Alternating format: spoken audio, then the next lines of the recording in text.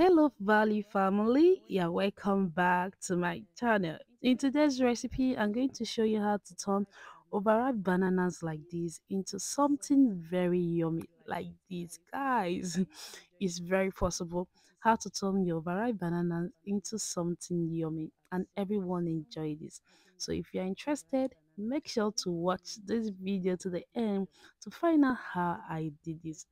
Alright guys, the first thing we'll be needing is an overripe bananas. Yes, we use about 6 pieces of overripe bananas. Proceed now to mash this till it is very smooth.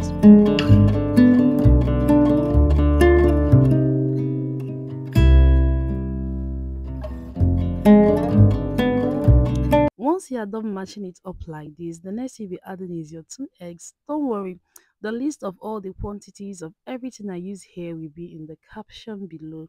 So if you want to try this out, make sure to check out the caption. So mix the bananas and the eggs together. Set this aside and bring out your flour or your bowl containing your all-purpose flour. Adding the sugar, just basically adding all the whole dry ingredients you'll be using for this.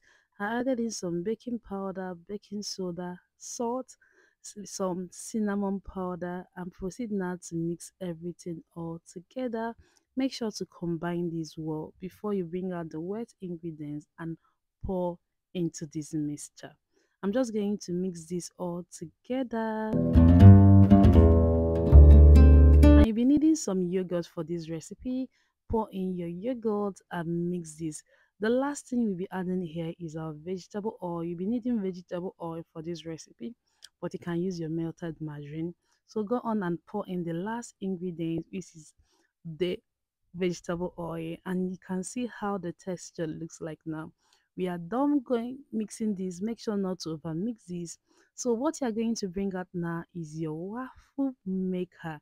This is what we are going to use to prepare this. If you don't have waffle maker, you can use your toaster.